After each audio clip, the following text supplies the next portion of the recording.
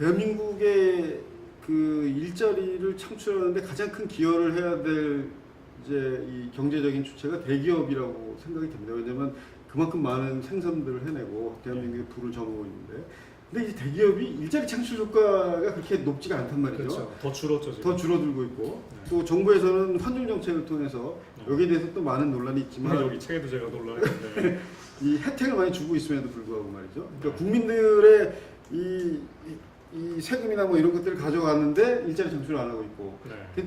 그래서 궁금한 거는 대기업이 그렇게 나쁜 건 아니다. 네. 대기업을 잘하고 있으니까 키워줘야 된다. 근데 일자리를 많이 못 만들고 있다. 네. 이거에 대해서는 어떠한 이제 해법을 갖고 계신지. 그게 결국 이제 복지국가로 네. 갈 것 같은데. 예. 그 일자리를 만드는 게 최고의 복지라는 게 보수주의자들의 주장이 있죠. 예. 근데 문제는 이제 뭐 저도 그 얘기는 맞는데, 왜냐면 1차 분배라는 게 진짜 제일 중요하니까. 네. 뭐 사후적으로 분배하는 것보다는 일자리를 얻어가지고 정말 고소득을 올릴 수 있다면, 더군다나 전 국민이 그만큼 좋은 복지가 없는 거죠. 네. 근데 이제 그게 잘 안 되고 있는데, 먼저 첫째, 일자리를 재벌들, 삼성전자라든가 현대차가 잘 못 만들고 있다라고 얘기를 하면은 그 사람들도 할 말이 많아요. 네. 왜냐면 우리나라 실제로 지난 그 10년간 그나마 가장 많은 일자리를 만드는 게 삼성전자, 현대차거든요. 네. 그러니까 현대자동차 같은 경우에 그나마 우리나라 그 이 공과대학 나온 그 뭐 기계공학 나온 사람들을 제일 많이 채용하고 있는 게 현대기아차고, 그리고 전자공학과 나온 사람들 가장 많이 채용하고 있는 게 삼성전자거든요. 영업도 마찬가지로 마케팅 부서에서 제일 많이 채용하고 있는 게 4대 그룹이에요. 그럼에도 불구하고 지금 그게 성이 안 차니까 더 하라는 얘기인데, 네. 그러면 이제 이렇게 얘기를 할 수가 있습니다. 뭐 자질구레한 얘기를 빼고서 누가 그럼 더 할 수 있냐라는 거예요. 저는 돈 많이 가진 기업들이 된다고 생각합니다. 중소기업들이 근데 돈이 없죠. 네. 대기업들은 지금 돈을 움켜쥐고 있거든요. 이제 재투자를 안 해서 그렇죠. 예, 네. 재투자를 안 하고 있는데 그럼 왜 재투자를 안 하고 있냐는 거예요. 네. 기업 주주자본주의 가지고서 때문에. 저는 주주자본이라고 생각하는 게, 네. 이게 너무 이제 간단한 얘기니까 이제 너무 뻔한 얘기가 돼버리는데, 네. 이렇게 읽어보자고요. 노무현 정부 때 나온 그 논란 중에 하나가 재벌들이 투자를 일부러 기피하고 있다. 노무현 정부 엿먹이려고. 이런 얘기가 굉장히 많이 돌았어요. 그게 이념적으로 접근을 했네요. 그거는. 근데 이게 실제로 이런 얘기를 실제 그 당시에 정태인 그분도 이런 얘기를 많이 했고, 민원연 있죠. 특히 조중동이랑 싸웠던 그 민주화 운동하신 분, 이런 분들이 그런 얘기를 많이 했어요. 일부러 그 정권 말하자면 일종의 사보타지를 하고 있다는 겁니다. 네. 그 얘기는 그러니까 저는 말도 안 된다고 생각하는 게, 왜냐하면은 만약에 예를 들어 삼성전자가 고의적으로 5년간 투자를 안 했다. 그럼 그 기간 동안에 삼성전자가 가만히 있으면은 옆에 있는 소니라든가 마츠다 이런 데가 가만히 있습니까? 이렇게 좋은 기회를 이용해가지고 선행 투자를 하겠죠. 그 5년 뒤에 삼성전자는 망하는 겁니다. 말하자면 그거는 누구나 다 알고 있는 일이기 때문에, 말하자면은 삼성전자라는 회사라든가 LG전자라는 회사나 현대차가 직면하고 있는 회사는 정권만 모으고 있는 게 아니라 투자를 1년만 늦춰도 경쟁에서 낙오되는 그런 살벌한 경쟁 체제거든요 지금. 그렇기 때문에 이런 현실 속에서 마치 무슨 정권에 대해서 사보타지하기 위해서 고의적으로 투자를 안 하고 있다, 이렇게 얘기하는 거는 정말 기업 현실을 정말 아무것도 모르는 초등학생 정도의 얘기라고 생각합니다. 상식적으로 말이 안 되는. 말이 안 되는 얘기죠. 근데 이런 얘기를 그 당시 유시민 장관까지 나와서 TV 토론에서 이런 얘기를 했었어요. 그러니까 말도 안 되는 얘기를 한 거고요. 그러면 진짜 그러면 왜 그러면 투자를 안 하고 있느냐? 투자를 실제로 못 하고 있는 게 주저금리라고 저는 생각하는데, 그 주저금리가 어떤 양상이냐? 다른 게 아니라 예를 들어서 삼성전자가 지금 투자를 많이 하고 있어요. 근데 그만큼 돈도 많이 벌고 있고, 말하자면 반도체라든가 LCD라든가 아니면 이런 쪽에는 충분할 정도로 많이 하고 있어요. 문제는 다른 쪽 업무인데, 말하자면 이제 현대자동차 같은 경우에도 지금 자동차만 봤을 때 충분한 투자를 하고 있거든요. 그 정도로 봤을 때는 사실 저는 비정규직들을 많이 채용한다는 거 빼고는 사실 그 회사 다 각각으로만 보면은 저는 정말 이 회사들이 더 이 인력을 말하자면 일자리 창출 필요가 있겠는가 하는 생각이 들 정도로 일자리 창출을 하고 있다고 생각이 들어요. 그럼 어디가 모자라는 거냐? 다른 게 아니라 제 책에도 나오지만 가령 우주항공, 아니면 제약 이런 쪽 있죠. 우리나라 지금 제약회사들이 예를 들어서 잘 아시는 얘기인데, 요즘에 의대를 많이 졸업하고 있어요. 대부분 다 개업을 하고 있어요. 근데 선진국의 경우에 의대를 나와서 취업하는 분야 중에 하나가 제약회사들이에요. 인체를 실험해야 되기 때문에. 약대도 마찬가지고. 우리나라 약대 나오면 대부분 다 약국 개업하죠. 그렇죠. 요즘은 경쟁이 너무 치열해요. 수입이 줄고 있어요. 선진국 경우에 약대를 낳아서 약사로 약국을 내오는 것도 중요하지만 이 약 제약회사에 많이 취업을 하거든요. 네. 근데 우리나라 제약회사들이 대부분 다 R&D를 많이 안 해요. 카피해서 주로. 네, 카피 많이 하고 뭐 그다음에 뭐 신약 개발하는 것도 오리지널 신약이 아니라 이미 뭐 특허가 끝난 거 약간 개량한 거, 네. 요 정도만 하기 때문에 이 약사라든가 의사들은 많이 필요로 하지 않아요. 그렇군요. 그러니까 우리나라에서 가장 우수한 두뇌들이 지금 그 약대라든가 의대를 가지 않습니까? 네. 이 사람들이 나와가지고 약국에서 바카스 팔고 뭐 이렇게 되는 그렇죠. 거죠. 네. 정말 저부가 같이 일을 하고 있는 거예요. 네. 왜냐면 약국에서 바카스 하는 거는 사실 약대 안 가도 되거든요. 네. 그 의대도 마찬가지인데 네. 이 좋은 두뇌들이 사실은 그 뭐 일종의 의료 서비스 쪽으로만 가고 있고 이 사실은 의료 서비스라는 게 사실 뭐 이 후진국이나 선진국이나 사실 그거 비슷하거든요. 사실 네. 우리나라 치과 회사들 수준이 미국이나 다 비슷할 정도로 네. 근데도 불구하고 미국의 제약회사 이 산업 수준은 우리보다 훨씬 높거든요. 네.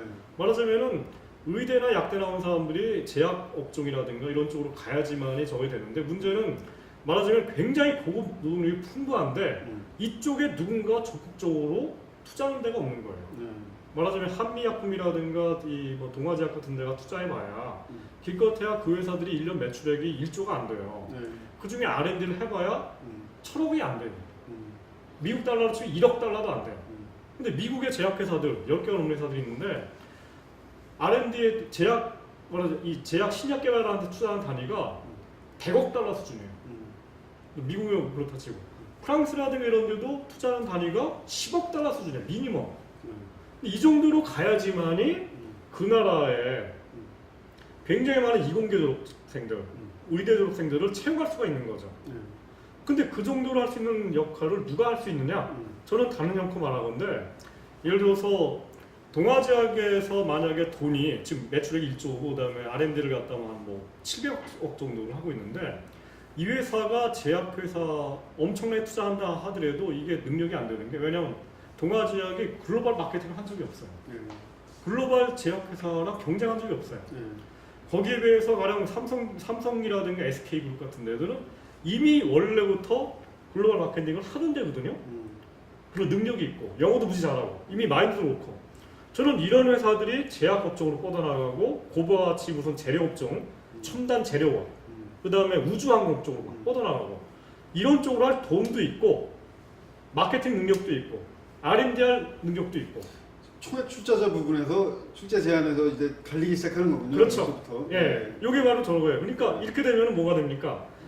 이렇게 되면은 벌써 계열사가 늘어나고 엄청난 부를 또 축적을 하게 돼요. 또 문어발식으로 이제 또 하나의 문어발식 나오는 네, 거예요. 왜냐하면 네, 우주항공 네. 나가십시오, 제약도 나가십시오 이렇게 나는 건데 이 경제민주화 얘기하는 분들은 그거를 왜 재벌들이 해야 되느냐? 다른 제약회사들이 해라, 전문 대기업이 해라 이렇게 하는데 전문 대기업이 누굽니까? 동아제약이에요, 한미약품이에요. 제가 보기에는 그쪽은 능력이 안 돼요. 투자할 돈도 없어요. 시장에만 그냥 맡겨놓으면 소위 말하는 비교 우위 때문에 더 이상 투자가 안 되고 그렇죠. 왜냐하면 거대 기업하고 경쟁이 안 되니까 그럼 일자리 네. 창출도 안 되고 휴먼 리소스를 포함해서 이 자원의 배분이 제대로 안 된다. 이제 이렇게 그렇죠. 그거를 고치기 위해서는 결국 대기업이 들어가서 대기업 내지는 저는 뭐 이 4대 그룹들이 거대 기업들이 들어가서 저는 그 우리가 필요로 하는 거 이 선진국에는 있지만 우리에게는 없는 네. 초부가가치 그 제조업종 있죠. 네. 우주항공이나 제약이라든가 아니면 헬스케어라든가 네. 이런 데들 쪽으로 저는 가야 된다고 생각을 합니다. 그러면 결국 그렇게 이 재벌들 4대 기업이나 이런 대기업들이 그쪽 방향으로 나갈 수 있도록 인센티브를 국가가 마련해 주는 것이 일자리 창출의 방법이다. 그렇죠. 이렇게 말씀하시는 거예요. 그러니까 말하자면 저는 출자총액 제한 같은 경우에는 네. 출자총액 제한을 하게 되면은 이게 좋은 제조업도 못 하게 돼요. 왜냐면 모든 걸 다 묶어버리니까 손발을 다 묶어버린 거니까. 차라리 출자총액 제한 같은 걸 하지 말고 이 4대 재벌들, 가령 삼성이라든가 SK 같은 데가 빵집 만들고 순대 팔고 이러는 건 정말 누가 보기도 꼴불견이거든요. 네. 왜냐하면 이런 것들은 R&D 같은 거 할 필요도 없지 않습니까? 그렇죠. 순대 만드는데 무슨 R&D가 그렇게 많이 필요해. 그다음 백화점이라든가 이마트 같은 것도 마찬가지인데 네. 이마트 같은 그 업종은 사실 자본이 좀 크고 돈만 있으면 좀 되는 것들이 많아요. 그래서 약간의 그냥 경영 노하우만 있으면 되는 거고 글로벌 뭐 차원에서 우리가 뭐 엄청나게 치열한 그냥 고민할 필요도 없는 것들이고 대부분 다 내수 시장, 내수 업종들이에요. 근데 지금 우리나라 재벌들이 말하자면 그 4대 재벌 중에서도 무능한 정말 3세, 4세들이 정말 R&D 같은 거는 자기들이 잘 모르겠으니까. 왜냐면 자기들이 무슨 제약업 회사 이런 거 하다가 그렇죠. 이거는 정말 10년, 20년 정말 장기적인 시야도 있어야 되고 엄청난 기술력도 있어야 되고 이런 되니까 자기들도 겁나니까 이쪽으로 안 나가는 거예요. 그러니까 그냥 3세, 4세들이 편하게 국내 시장에서 할 수 있는 거 빵집 만들, 빵집 차리 이러는 건데 저는 이런 거를 업종 자체를 금지시켜달라고 해요. 10대 재벌들은 이런 데서 오면 안 된다. 네. 너희들은 반드시 글로벌 차원에서 나가서 우주항공이라는 이런 것처럼 미국의 뭐 보잉이랑 싸우는 거, 미국의 화이자랑 싸우는 거 이런 걸 니들이 해야 돼. 그런 거는 우리가 규제하지 않겠다. 근데 이렇게 되려면은 출자 초액 제한이라는 거는 무차별적으로 규제하는 거거든요. 그렇죠. 이런 쓸데없는 규제하지 말고 특정 업종에는 10대 재벌은 못 들어간다. 특히 내수 업종에는 내수 업종 중에서 특히 서비스 업종들 기술 개발이랑 별로 관계없는 데들 이런 데는 못하게 한다. 이런 규제는 좀 해야 된다는 거고요. 이런 규제를 하는 대신에 출자 초액 제한 같은 것들은 쓸데없는 규제 하지 말자는 거예요. 왜 출총제를 하게 되면 주자본주의가 극성을 부리기 때문에 특히 이 우주항공이라든 이런 것들은 앞으로 우리나라가 10년 동안 손해를 볼 수가 있거든요. 손해를 보면서도 과감하게 나와야 되는데 출총제를 하게 되면 주자본주의가 더 세져요. 아까 말씀드린 것처럼 이 쉐어홀더의 역량이 더 커지니까. 그렇죠. 따라서 이 출총제를 하는 순간 우리가 미래성장 산업을 키우는 거는 정말 물 건너가는 겁니다. 그럼 이 출총제를 폐지하되 업종을 규제를 해서 우리 미래 성장 동력 쪽으로 인센티브를 줘서 투자를 많이 하게 하는 것이 이제 성장 전략이 되겠네요. 그렇다면 중소기업은 자연스럽게 굉장히 영세해질 수도 있고 아니면 거의 대기업이 다 모든 것들을 이렇게 지배해 나가는 구조가 되는데 그 경우에 일자리 창출의 문제는 없습니까? 이렇게 얘기할 수 있는데요. 좀 전에 얘기한 것처럼 만약 우주항공이라든가 제약이라든가 이런 것들이 키우게 되면은 가령 뭐 아시겠지만은 이제 미국의 보잉사라든가 아니면 유럽의 그 이제 뭐 A 뭐 380 그런 여객 같은 걸 만들지 않습니까? 물론 이제 우리가 그런 뭐 그런까지는 아니더라도 적어도 중형 여객기 정도는 만들 수 있는 그런 얘기를 많이 하거든요. 근데 그 여객기를 만들게 되면은 그 여객기를 조립하는 최종 그 대기업이 있고 거기에 굉장히 많은 부품들이 들어가요. 날개 부품, 뭐 엔진 부품이 뭐 들어가는데 저는 우리가 이 제트기 엔진도 만들어야 생각하거든요. 언젠가는 지금 다 수입하고 있지만은 그러면은 말하자면은 굉장히 그 우수한 1차 하청업체들이 양산이 되어야 돼요. 이것도 우리가 키워나가야죠. 정부가 뭐 이 R&D 자금도 지원해야 되고 그 다음에 이제 2차, 3차 하청 막 키워나가야 되는 거죠. 그러니까 중소기업을 다 흡수하자는 것이 아니라 좋은 하청 관계를 만들자. 그렇죠. 말씀이신데 과연 이 삼성이나 이런 데서 그렇게 좋은 하청 관계를 주주자본주의가 아니면 그것도 가능하다 이렇게 보시나요? 아니 이건 좀 이렇게 많이 진짜 우리가 상식적으로 우리가 다 알고 있는 얘기인데 삼성전자랑 LG전자랑 현대자동차가 지금 중국에 진출한 거 아시죠? 중국만이 아니라 동유럽에 진출하고 있고 그 다음에 인도에 진출하고 있어요. 근데 그 진출할 때 이 하청업체들, 이른바 협력업체들이 동반 진출하는 건 다 알고 계시죠? 동반 진출하면은 그런 매출액이 늘겠죠, 당연히. 그럼 예를 들어서 삼성전자가 매출이 막 늘고 있는데 중국에 삼성전자 1차 하청업체들이 매출이 안 늘 것 같습니까? 현대차도 마찬가지예요, 지금. 제가 지금 조사를 해보고 있는데 제가 재작년에 그 1차 하청업체들과 인터뷰한 적이 있어요. 놀랄 게 아니라 우리가 다 신문에서 맨날 보고 있는 얘기들인데 1차 하청업체들은 동반 진출하는 과정에서 매출액이 지금 엄청나게 늘고 있어요, 지금. 그럼 지금 하청의 문제라는 건 어디서 나오는 건가요, 대한민국에? 그러니까 이게 중요한데 하청업체가 정말 문제가 되는 건 2차, 3차, 4차 하청업체들이에요. 지금 분명히 재벌 개혁 얘기하는 분들이 얘기하는 것처럼 아니면 특히 정운찬 선생이나 이분들이 동반 성장 얘기를 하면서 주로 얘기하는 게 1차 하청업체들이에요. 왜냐면 재벌들 가령 삼성전자랑 현대차가 계약을 맺은 건 1차 하청업체들이지 2차, 3차 업체들은 정의상 계약을 안 맺었거든요. 근데 1차 하청업체들은 물론 단가를 좀 깎여요 지금. 왜냐면 뭐 이렇게 좀 수지가 맞을 만하면 단가 깎이는 게 맞는데 한편에서는 단가가 깎이는데 그 단가 정말 한 물건당 단가가 깎이는데 그와 동시에 매출 전체가 늘고 있거든요. 그러니까 그 1차 하청업체들이 2차 하청업체들과의 관계를 정상화시키는 게 그게 지금 핵심이라는.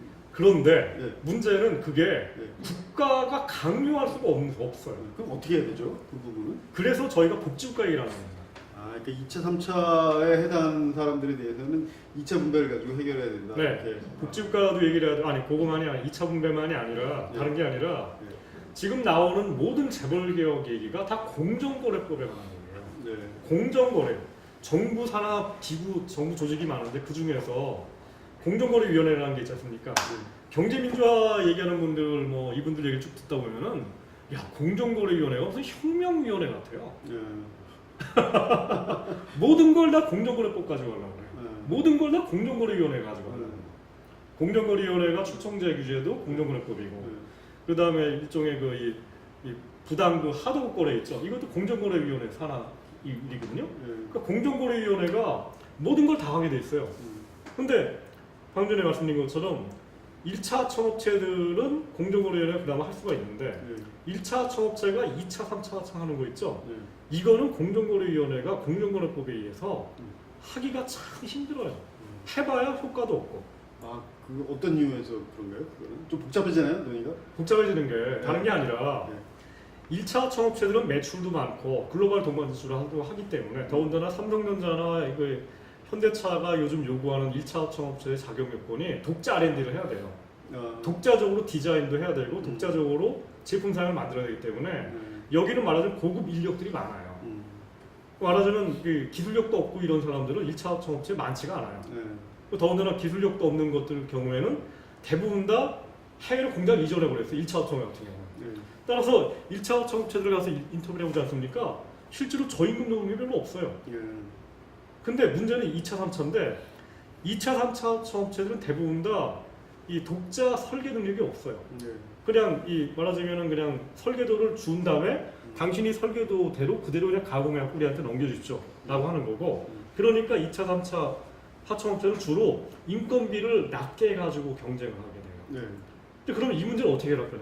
이건 구조적인 문제거든요. 그러네요. 그럼 이 문제는 공정거래위원회에서도 이 문제가 있다는 걸 다 알고 말하자면 서로 그냥 인건비 낮추기 경쟁을 하고 있는 거예요. 이 이사는. 시장의 경쟁의 문제지 공정거래 문제가 아닌 게 그렇죠. 되어버리는 거군요. 이미 공정 경쟁이라는 거를 정말로 공정하게 경쟁하고 있는데 그 공정 경쟁의 방식이 R&D 경쟁이라든가 기술력 경쟁이 아니라 임금 인하 경쟁이에요.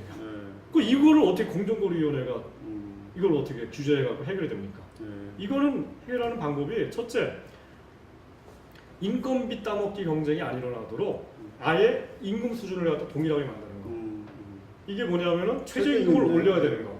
그 다음에 산별 노조를 만들어서 중앙교섭을 해가지고 재벌 삼성전자가 됐건 삼성전자 1차 청업업체가 됐건 2, 3차 청업업체가 됐건 간에 모든 기업에 있어서 임금이 똑같아지게 만드는 거.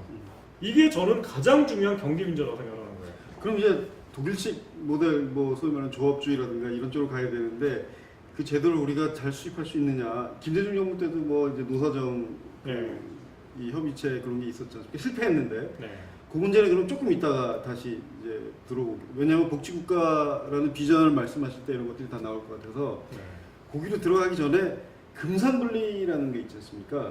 금산분리에 대한 입장을 좀 한번 들어보고 싶은데 어떻게 생각하십니까? 야 이것도 뭐 어려운 얘기인데. 근데 상당히 많은 사람들이 금산분리에 대해서 관심이 많거든요. 우리나라에서 금산분리를 가장 확실하고 가장 오래 했던 정부가 박정희 정부죠. 근데 박정희 정부가 진보 정부였습니까? 보수 정부죠. 그 당시에는. 자 여기서 나온 결론. 금산분리는 결코 진보적인 아젠다가 아닙니다. 그렇죠. 이거 확인하고 넘어요. 그러니까 금산분리를 그럼 왜 해야 되느냐? 박정희 얘기를 좀 해보죠. 박정희가 사실은 박정희 정부가 쿠데타로 집권하자마자 그 다음에 한 게 은행 국유화였거든요. 그 전엔 뭐가 있었냐? 우리나라 은행들이 대부분 다 식민지 시대에 생겼어요. 그리고 식민지 시대에 생겼으니까 우리가 해방된 다음에 미 군정에 의해서 국유화돼가 버리죠. 미 군정이 적군 재산을 이제 장악을 했죠. 그 다음에 이제 이승만 정부 때 이걸 적산불화라고 해가지고 불화라는 게 민영화한 거예요. 근데 이 거대한 은행들을 누가 살 수가 있겠습니까?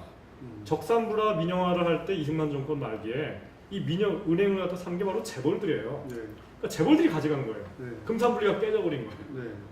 이거를 다시 이 은행들을 야 니들 재벌들이 갖고 있으니까 재벌들이 이제 60년, 50년대 말에 이 은행들을 갖고 있으면서 한 짓이 주로 고리대금 업자를 한 거거든요. 그러니까 야 너희들이 갖고 있으면은 말하자면 은행들이 국가가 필요로 하는 그 중학고파 이런 거는 하지 않고 네. 말하자면 앉아서 그냥 돈 버는 그냥 고리대공을 하고 있으니까 네. 이 말하자면 박정희 정부가 뺏어버린 거죠. 네. 그래갖고 이거를 말하자면 관치금융을 하기 시작한 거예요. 네.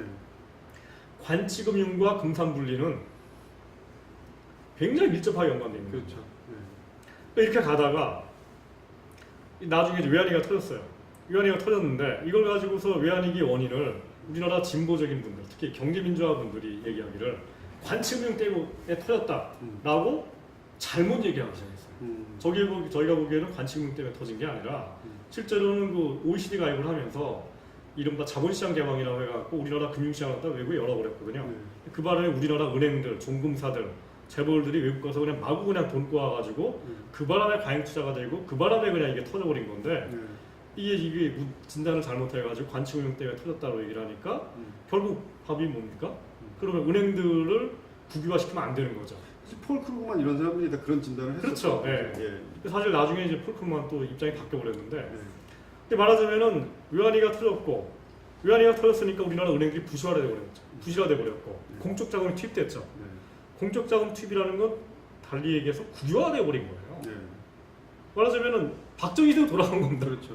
근데 원래 우리가 경제민주화 분들은 박정희 시대를 무지 싫어하고 은행 국유화야말로 관치금융의 대명사거든요. 빨리 민영화를 해야 되는 거예요. 근데 민영화를 해야 되는데 민영화하는데 이게 규모가 뭐 자본금만 해도 몇 조짜리인데 이걸 누구한테 팔 겁니까? 재벌들한테 주면은 안 되죠. 금산분리 원칙이 어긋나니까. 그러면 누구한테 팔 거예요? 외국 사람들이 와서 사갔나요? 그러면? 그렇죠. 결국은 뭐 니브리지 캐피탈이라든가 론스타 같은 애들한테 파는 거예요. 아니면 뭐 시티은행 같은 애들한테, 아니면 뭐 스탠다드 차터한테 파버리고 팔았는데 다 알다시피 지금 문제가 심각한 거 아닙니까? 심각해졌죠.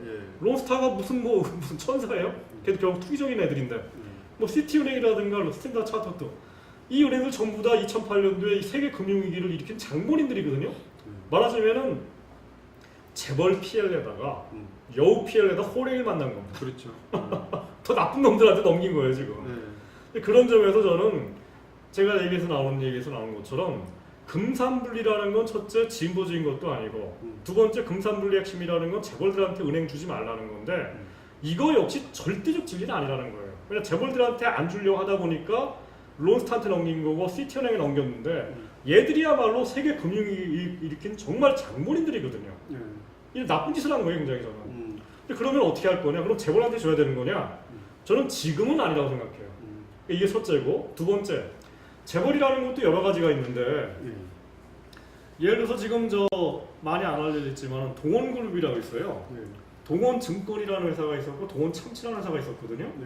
이 중에서 이 동원그룹의 이 아들이 뭐 둘인가 셋인가 있었는데 이미 5년 전부터 준비를 해가지고 동원그룹이 지금 두 개로 쪼개졌어요. 하나는 동원참치로 대표되는 제조업 쪽 그룹이고 식품 뭐 이쪽 그룹이고 또 하나는 동원증권 있죠. 이쪽으로 대표되는 금융 전문 그룹이에요. 동원증권이라고 있나요? 지금 없어졌죠. 없어졌어요? 뭐 인수되고 막 이래면서 뭐 이름을 갖다 뭐 약간 세련된 이름으로 좀 바꿨더라고요. 저도 기억이 안 나는데 어쨌든 동원금융그룹이라는 게 하나 생겼고 이 위에 이제 말하자면 재벌 후계자 아들 2명 중에 1명이 있는데 이게 이제 공정거래법에 따라 가지고 그룹 분리가 된 지 뭐 3년인가 5년인가 되면은 이 동원금융그룹 있죠. 여기에 제조업체가 없거든요. 이 그룹은 은행을 인수할 수가 있어요. 현행법에 따라더라도. 그러면은 이거는 오케이. 지금 법으로 나올 수가 없어요. 똑같이 우리가 가정을 해가지고 지금 이건희 회장의 그 자녀가 여러 명 있는데 이 삼성그룹이 앞으로 어떻게 해가지고 삼성전자를 중심으로 하는 제조그룹과 삼성생명그룹을 중심으로 하는 금융그룹을 갖다가 후계자를 쪼개서 나눠준다. 그래가지고 한 5년 정도 지났다. 10년 정도 지났다. 근데 이 삼성금융그룹이 거기 제조업이 없고 오로지 삼성생명, 삼성증권, 삼성 뭐 캐피탈 이런 금융회사만 있다. 근데 이 여기가 은행을 인수했다. 현행법으로도 못 막습니다. 그러네요. 저는 그게 법에 문제가 문제가 아니라 그럼 그게 그럼 사회적인 어긋나는 거냐? 과연 그렇게 얘기할 수가 있을까요? 왜냐면 여기 산업자본이 하나도 없는데 정말 금융자본밖에 없는데 그럼 이 그룹과 삼성금융그룹과 이렇게 만들어진 이것과 지금 하나금융그룹과 뭐가 차이가 있냐는 거예요. 그러면 그럼 이 실질적인 해법은 뭔가요? 금산 분리를 하지 말자는 건가요? 어떤 입장이신가요? 금산 분리를 네. 저는 금산 분리라는 게 이제 여러 가지가 있는데 첫째가 지금 은행을 주면 안 된다는 건데 네. 지금 현재 삼성그룹에 줄 필요는 없죠. 근데 삼성생명이 가져갈 수도 있는 거 아닙니까? 근데 삼성생명이라는 게 만약에 삼성그룹이 쪼개져 가지고 네. 삼성생명과 삼성전자가 분리돼 버렸다. 그러면은 가져갈 수도 있는 거죠. 근데 그럼에도 불구하고 그렇게 완전히 분리되지 않는 게 뭐 그 대기업 집단의 속성이 아닐까요? 그게 지금 네. 분리되지 않는 게 다른 게 아니라 삼성그룹의 그 지배 구조가 맨 위에 에버랜드가 있고 그렇죠. 그다음에 삼성생명이 있고 그 아래 삼성전자가 있고 이런 식인데 네. 이걸 갖다 지금 깰 수가 없게 되고 있거든요. 왜냐면 지주회사로 가기는 힘들고 왜냐면 네. 이것도 지금 사실 진보 쪽 사람들이 막 힘들게 만들어놨는데 차라리 그럴 바에는 제가 뭐 디테일한 건 잘 모르겠지만은 삼성그룹이 금융전업그룹이랑 제조업전업그룹으로 나누게 하는 거를 차라리 도와주고 금융전업그룹이 은행 가져가는 거는 그거는 어떻게 할 수도 없는 거고 그거 가지고 비난할 수도 없는 거고 저는 그걸 도와주자 이거예요.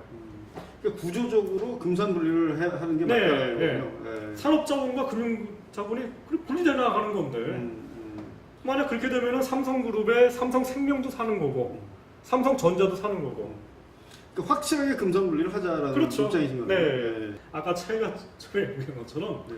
그게 뭘 이렇게 진보적인 정책이냐는 겁니다. 그렇죠. 정말 자본주의적 해결 방식이거든요. 그렇죠. 네. 시장 논리에서 해결돼 나가는 거고 그걸 저는 도와주자는 얘기고 그걸 이렇게 막지 말자는 거고 네. 그걸 가지고서 엄청나게 경제민주화가 되는 겁니까 이게? 이게 삼성그룹이 은행 가져가면 그게 경제민주화예요? 그리고 설령 은행들이 삼성금융그룹이 안 가져가고 동원그룹이라든가 아니면 뭐 신한은행그룹이라든가 말하자면 다른 게 아니라 이미 나타나고 있는 현상인데 지금 우리은행 민영화 문제가 있어요. 우리은행이라는 거를 삼성금융그룹이 가져가지 않고 가령 뭐 국민은행그룹이라든가 아니면 신한은행그룹이라든가 아니면 요즘 나오는 게 하나은행그룹인데 이쪽에서 가져가면은 그건 굉장히 경제가 민주화되고 진보적인 거고 이게 아니라 무슨 뭐 삼성금융그룹이 가져간다. 그러니까 지금 분리된 다음에 그러면은 무슨 뭐 경제민주화가 역전된다. 저는 그건 정말 웃기는 얘기라고 생각합니다.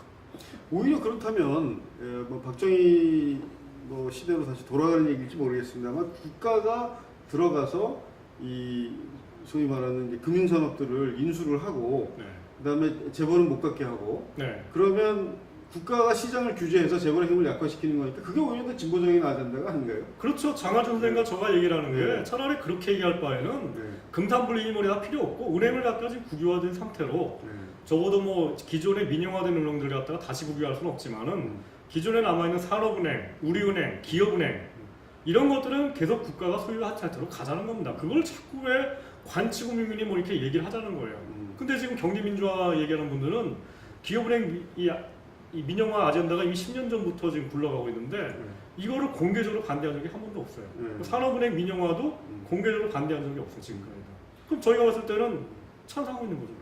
그러니까 진보 보수의 구분은 시대에 따라 굉장히 애매모호해지고 네. 역전이 될 수 있다는 걸 이제 알 수가 있는 건데 마지막으로 이제 재벌과 관련해서 한 가지만 더 여쭙고 이제 복지국가 비전으로 넘어가고 싶은데 그건 뭐냐면 소위 말하는 삼성 장학생 뭐 네. 이런 유의 문제들이죠. 네. 그러니까 재벌들이 시장과 국가가 힘이 역전이 됐다. 이미 네. 노무현 대통령께서 권력은 시장으로 넘어갔다라고 말씀을 네. 하신 부분들이 있는데 이게 선출되지 않은 이 경제 권력이 네. 국가 경영에 계속 들어간단 말이죠. 네. 장학생들을 키워서 네. 이런 부분들은 어떻게 저희가 해결을 하고 봐야 되나요?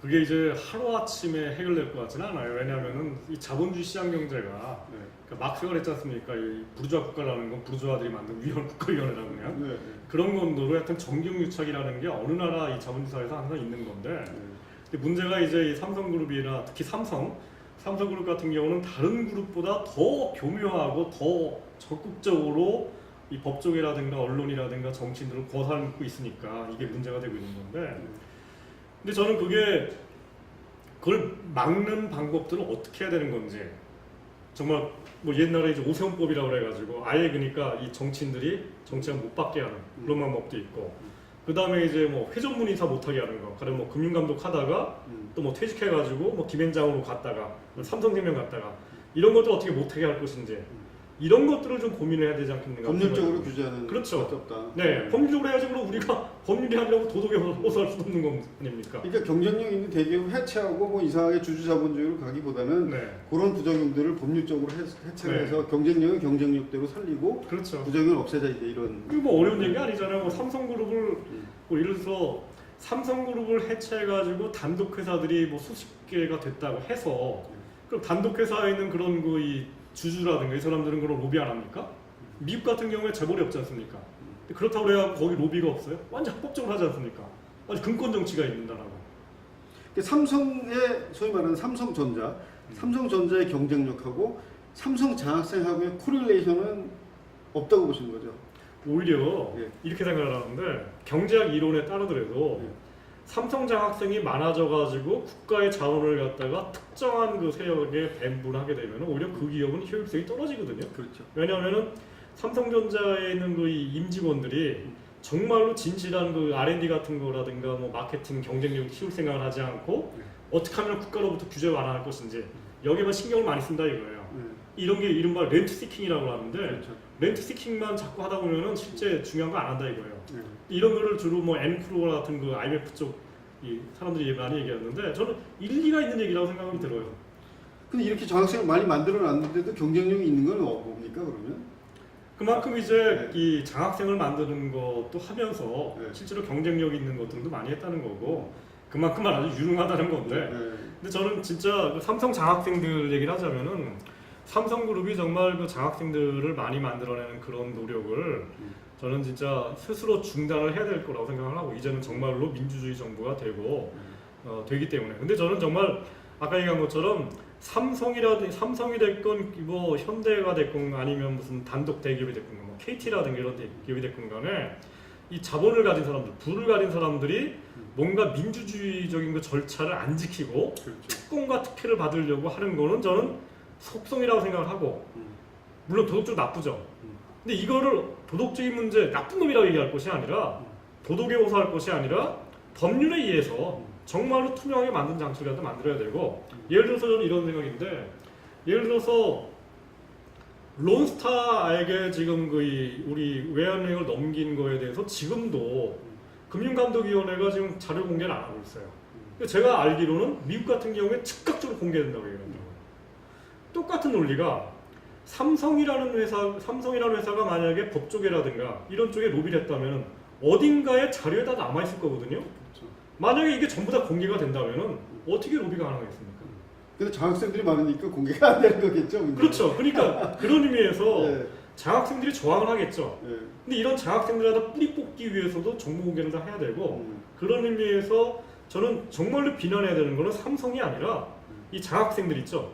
관료들 얘들을 어떻게 하면 정말 민주적으로 통제하고 투명하게 만들 것인지를 해야 되고 저는 그만큼 재벌 개혁에 집중하는 노력의 절반이라도 이 국가 제도를 갖다 공개하는 노력들 네. 이런 거에 돌려야 된다고 생각합니다. 결국 삼성 장학생이 없어지는 게 삼성한테도 더 도움이 된다는 그렇죠. 거니까 예. 그것 참 빨리 제도적으로 해결이 됐으면 좋겠다는 생각입니다.